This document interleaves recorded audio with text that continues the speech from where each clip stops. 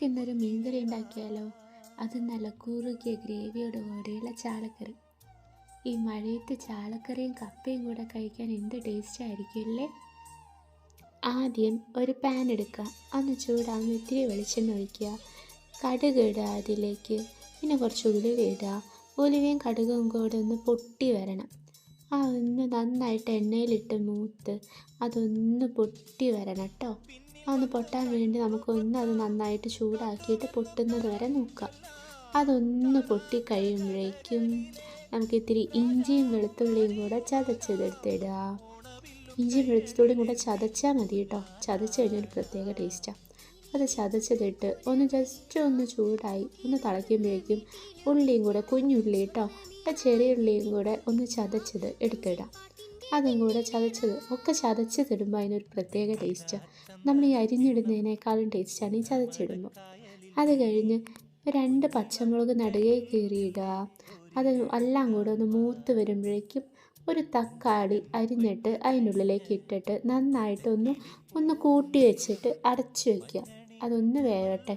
ഒന്ന് തുറന്ന് നോക്കുമ്പോഴേക്കും അത് വെന്തിരിക്കുന്നുണ്ടാവും. അതിലേക്ക് ഇത്തിരി കരിവേപ്പിലയും കൂടി ഇട്ടിട്ട് നന്നായി.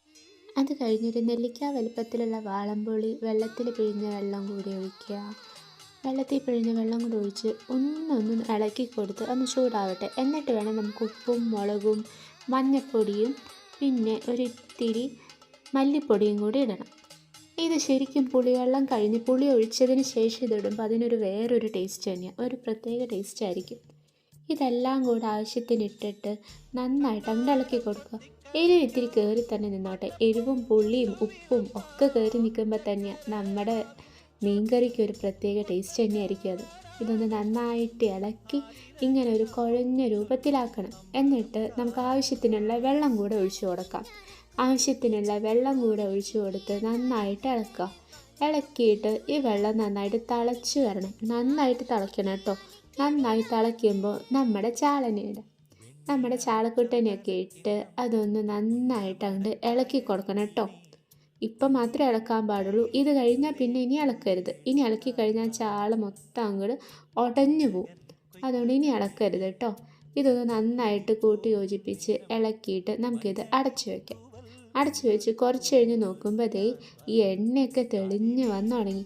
ഇനി ഒന്ന് നന്നായിട്ട് അങ്ങോട്ട് ചുറ്റിച്ച് കൊടുക്കുക. ഇളക്കി കൊടുക്കാനേ പാടുള്ളൂ. ഇനി നമ്മൾ പിടിച്ചിളക്കാനേ പാടുള്ളൂ. അല്ലാണ്ട് വേറെ സ്പൂണൊന്നും ഇട്ടിട്ട് ഇനി ഇളക്കാൻ പാടില്ല. നമ്മുടെ കറിയിൽ എണ്ണയൊക്കെ തെളിഞ്ഞ് വന്നിട്ടുണ്ട്. ഇനി നമുക്ക് സ്റ്റവ് ഓഫ് ചെയ്തിട്ട് കുറച്ച് കഴിഞ്ഞ് കറി എടുക്കാം കേട്ടോ. അപ്പോൾ ടാറ്റാ, അടുത്ത വീഡിയോയിൽ കാണാം.